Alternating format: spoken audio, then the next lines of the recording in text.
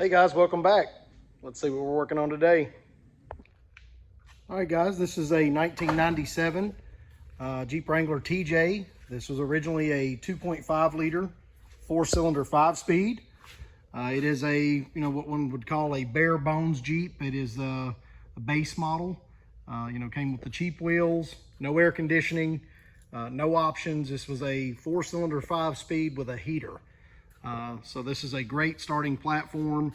We work on Jeeps here all the time, and sometimes we do some different animals, but this is the kind of the perfect candidate for what we're trying to do here and what this project is really going to entail.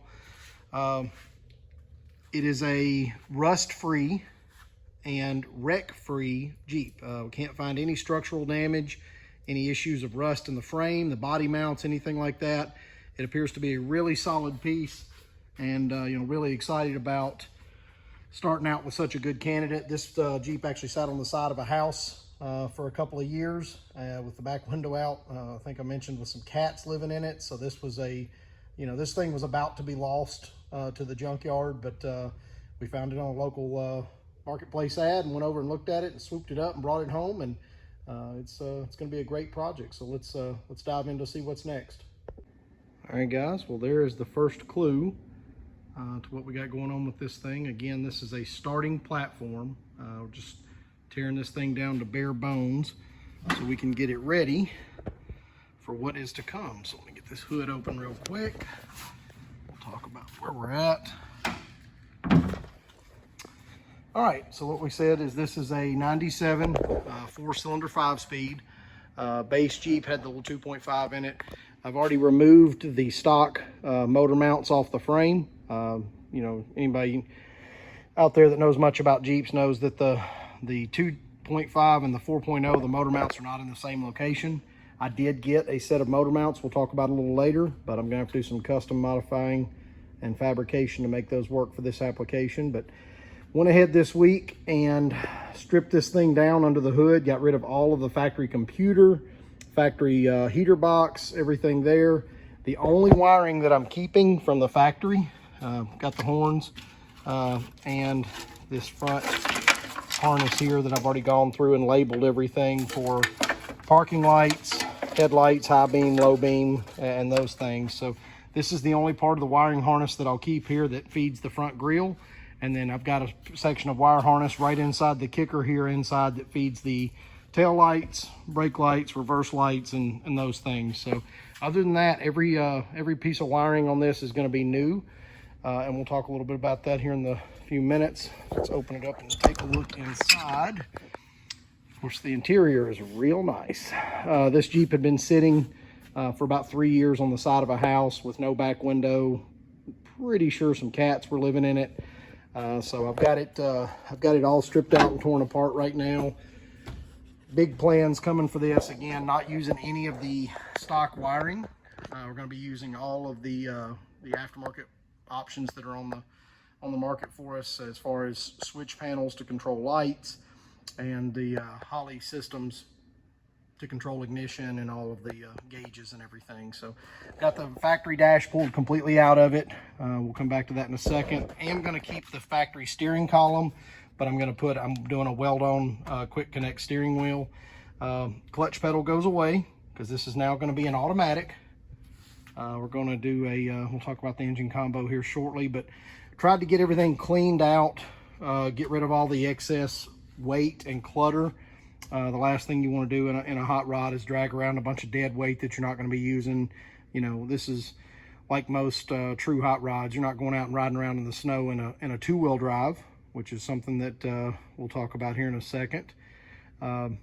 This Jeep originally had half doors with a little fabric top soft doors for the upper portions, but I found this set locally for a couple of $100. They're not in fantastic shape. You can see I got to put a new handle and everything in it, but they are in good condition as far as they're not rusted. And I was able to buy these and then sell the half doors off of this for the same amount that I paid for these full doors. So I prefer to be able to roll the window up and down. It does have a brand new top on it. I was able to grab a OE soft top frame from someone locally. Actually, a guy in one of the local Jeep clubs actually donated that to me to help out for the project, which was super cool. We didn't have to do that, but I put a brand new soft top on it, so it's dried in, it's weathered in. So if it had to sit outside for a day or two, it wouldn't be a big deal as far as in its current condition. As you can see, the gas filler neck is gone because the factory fuel tank I've also pulled out of that out of this. This thing has no factory fuel lines. The only thing factory here is the frame, the tub, the axles, suspension, and brake lines. All the braking system is still factory as of right now. So, but we've got some changes coming. We'll talk about that here in a second. Great little platform. Frame is rust free, body is rust free. The body mounts on this thing are just spotless, and it's going to make a great project. So let's dive into some of the other things we're talking about. All right, guys, got the dash out of it. We talked about that. Went ahead and kind of skeletonized the dash, reduced a lot of weight, probably by 60 or 70%. You can tell that the Jeep has been sitting quite a while. It's got some surface rust. All that was just bare metal from the factory, but nothing structural. I'm going to pressure wash, clean that up, and I'm actually going to paint the whole dash with a paint that bonds well to plastic. I've got all of the other pieces over actually in the shop sink over there soaking in soapy water. That's about the condition and the cleanliness of the entire dash. You know, when I pulled it apart, the airbags are gone, HVAC's gone, radio's gone. I'm not going to be using the stock cluster or any of the stock gauges either. We'll talk about that here shortly. So as far as the axle, we talked about being four-wheel drive to two-wheel drive. This is the two-wheel drive conversion axle that I'm putting in it. It's actually a bone stock Jeep axle out of I believe a 94 Jeep Grand Cherokee, or a Jeep Cherokee XJ, not a Grand Cherokee, but a square body Jeep Cherokee XJ two-wheel drive. And that's a direct bolt in for the Dana 30. So that's going to be a great fit for that. And then this is the Ford 8.8 rear end that we're putting in the rear. You can see there I've got a made by Barnes 4x4. I've actually got a truss just kind of laying on it. Going to get ready and start stripping this axle of all the factory brackets this week and weld that truss on that locates all of the control arms, shocks, sway bar links, and track bar, making this Ford 8.8 rear end a direct bolt in to the TJ. This one came out of a Ford Explorer, but it does have rear disc brakes already, so that's going to be a great upgrade for strength and for braking for this build. So there's the axles, and now let's get into a little deeper stuff. All right, guys, with this project, really excited to say and announce. Obviously, you can tell by the sticker on the windshield. Actually partnered with HOLLEY Performance Products. They are actually working with me and the channel on some of these products that we're getting ready to go over and talk about that we're going to be putting on this build. Super great sponsor. You know, in fact, I actually worked for HOLLEY Performance Products back in the 90s and early 2000s. And my father has been there 29 years this year. He actually works in tech service. So we've always had a strong connection to HOLLEY, and talked to the guys out there and said, hey, this is what we're doing.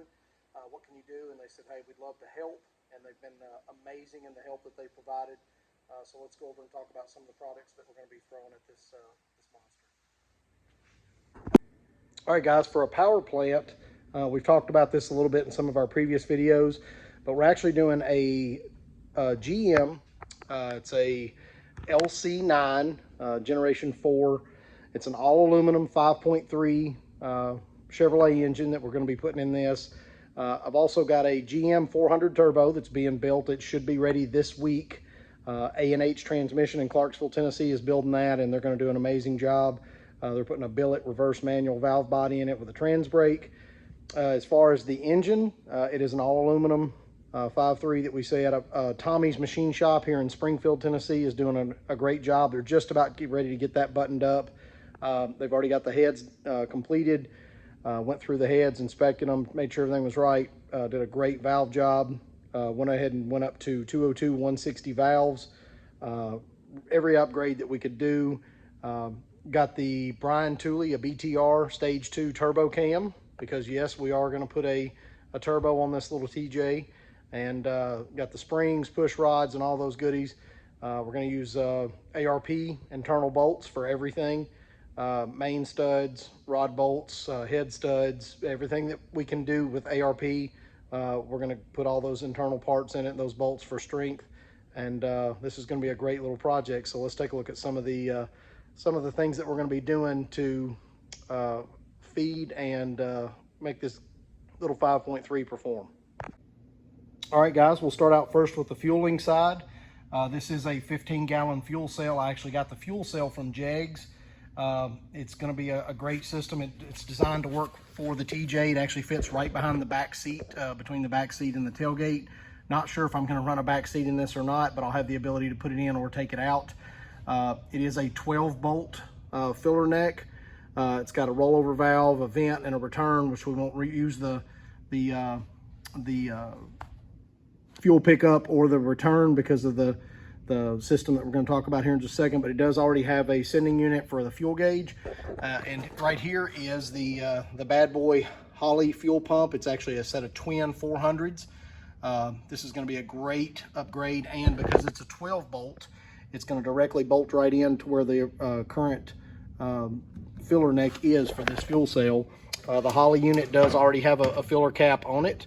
It's a single feed, so it'll run off of one pump as needed, and then when the computer tells it that it needs more fuel pressure related to boost, the other pump will kick on. So this is going to be a great fuel system, and it should be more than adequate for what we're trying to do here. This is going to be a great setup. Everything's going to be new and clean, and that'll take care of the beginning side of the fuel. So we'll go on to the next part. All right, guys, for that 5.3, we've got a set of fabricated weld-in engine mounts built specifically for the Jeep TJ. These are made by Hooker, a family member of the HOLLEY family. These are direct bolt-in. You can see the bolt holes for the factory mounts, but again, this would have had to have been a 6-cylinder Jeep from the factory for those to work perfectly. The frame itself is the same, it's just the location of the factory mounts. So these were originally, you bolted them in to locate them, and then you would weld in. So what we're going to do is take the mock-up block, put them on the block with motor mounts, lower it down in, find where it fits the contour of the frame the best on both sides, measure everything out, make sure it's square, and weld those in. The same process should be easy enough to do. In fact, I've got a 6-cylinder Jeep here now that we're putting a remanufactured engine in, so I'm going to be able to measure the factory motor mount locations, based off of a set point, like maybe on the radiator or the front grille, the radiator core support. So I'll measure back to make sure that we've got those motor mounts set exactly where Hooker wants them. But the Hooker weld-in motor mounts will really help complete this project. So another great product by HOLLEY, and couldn't do this project without them. All right, guys, talking about the fuel system, we're going to go up to the next phase. This is the HOLLEY high ram intake. It's got the HOLLEY billet fuel rails just sitting on it right now, and we've got that big boy, that HOLLEY 105mm throttle body, cable driven. This Jeep already has a throttle cable, so that's going to work out great. We've got that big HOLLEY high ram to sit on top of our all aluminum 5.3 for the continuation of the fueling. We've got these HOLLEY fuel injectors. They're 83 pound/hour fuel injectors.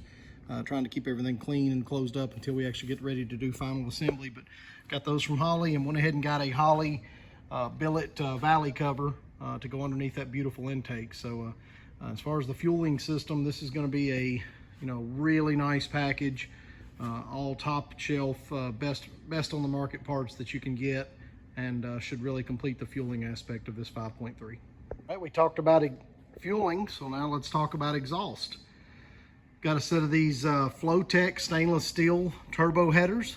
These are forward facing, so they're actually going to mount on the engine like this, with the header collector here at my hand facing towards the front of the engine. They already have V-bands on them. They've already got a nice 3/8 flange. They are stainless steel, so we should get some good color, some purples and things out of those when they get up to temperature. And that's going to be a great starting platform to build the the hot side of the turbo with. So really looking forward to that. All right, guys, now that we've talked about exhaust, this is the Holley mid-mount front drive system for that LS 5.3 that we're building. This is a non-air conditioned system that they make, and this is the mid-mount, so it mounts a little lower on the engine block. Of course, there's a lot more components to this kit with hardware and wiring harness and things for the alternator, but I just wanted to show the main components. It's got this modular bracket that puts the power steering and the alternator mid-mount on the engine, all the drive pulleys, tensioner, and accessories that go with that, and it is a complete bolt-on, all-inclusive system. You may have seen on previous videos where we did the Chevrolet 502 engine, the big block 502 and the 454 OBS truck. We used one of these Holley systems on it, and the results were amazing. Belts lined up perfect, everything did exactly what it was supposed to do, so really excited about this mid-mount front accessory drive system. And when it comes to driving all of these components, we've got that Holley Dominator, guys. Dominator EFI, this thing has capabilities to do far more than we will be doing with this machine, but it has every possible input and output capability to run power adders, data logs, and everything else, so it's going to be great for what we're going to do with it. Also got a set of the Holley EFI smart coils, all kinds of wire harnesses and everything to make this thing a plug-and-play system directly to the LS. We've got boost controls, boost reference solenoids, we've got throttle bracket cables, we've got LS1 to LS3 map sensor swaps. We've got all of these components that are going to make all this system talk and work with this Holley Dominator. You know, it's one of those things when we were talking about what we were going to do and commit to the project, there are lesser systems that do a lot of things through other companies, but this is one of those projects we wanted to build once and wanted to build it right. And in the market, when you're doing that type of thing, you're going with one name and one name only. It's the Holley Dominator. All right, guys, last but certainly not least, this is the factory dash bezel that goes on the TJ dash here, you know, for the instrument cluster. And we wanted to finish this project out right. We wanted to monitor and see all of those things that the Dominator and that LS were doing. So we went with that 12.3 Pro Dash, and it's got a protective clear coating on it right now. But I do want to show you one thing. I can slide this over, do this one-handed. Definitely want to do this carefully. Guys, it was meant to be. The Pro Dash is going to fit inside that factory bezel perfect.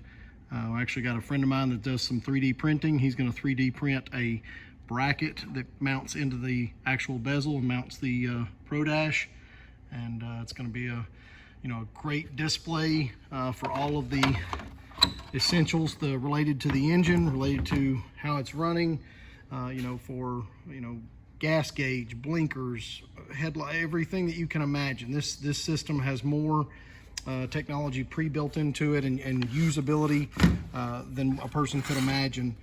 It's going to be a great cap-off piece to this system and this partnership with Holley to be able to accurately monitor and maintain all of the systems in this process and in this project. So super unbelievably thankful and happy for the partnership that Holley and I have together.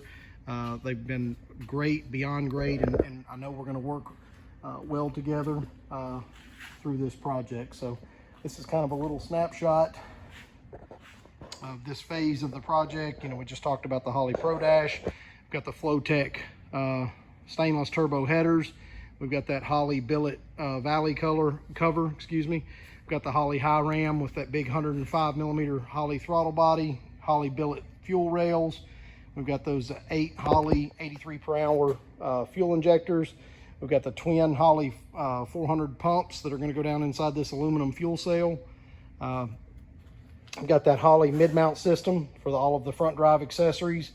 We've got those Holley smart coils, and then we've got that big bad Dominator that's going to drive all the systems, so and all the wiring harnesses and everything's associated to that system. So great, absolute fantastic spread of parts, and it should make this a really successful hot rod build. Guys, a quick shout out to Holley. Here's the Holley family of products. Certainly we plan on using as many of these products as we can, representing Holley throughout this build. And as this Jeep, goes to races and flies the circuit of social media, so we appreciate Holley and all they do. And there is the fine family of Holley products. All right, guys, there is the spread. There is the project. 1997 Jeep Wrangler. Originally a 2.5 liter 5-speed. It's going to be a 5.3 liter all aluminum Gen 4 LS. We're looking to put a 78 millimeter turbo on it, backed up by a GM 400 turbo, billet valve body and a trans brake, Ford 8.8 rear end. Got the 2-wheel drive Cherokee front axle. We're also going to lower it as much as the steering will allow us. We're going to reach out and try to touch base with maybe Calvert to see if we can't get some custom shock setups. We're really going to try to make this a really impressive little street machine. Still want to run it on the stock frame and with a stock tub. I'm not trying to build a custom fabricated rat rod thing that's on a custom aftermarket frame. We're still wanting to keep it a stock frame. Now these are full length front and rear, so it should give us some flexibility to dial this thing in. And it's going to be a great project. We appreciate you tuning in. This is certainly a big kickoff to this project. We've got a lot more to come, and we're going to do weekly videos as this project progresses. And we're looking to get this project together, and my son Dylan and I are even wanting to do maybe a dragon drive next year with it. So it's going to be a blast. Should be a lot of horsepower and a whole lot of bolt-on Holley goodness here. And we appreciate you tuning in. As always, remember to follow us every day on Richter's Off-Road Performance on Facebook.com. It's Richter's Off-Road on TikTok, and here on YouTube at Jeeps by Richter. So we appreciate you tuning in. Remember to like, subscribe,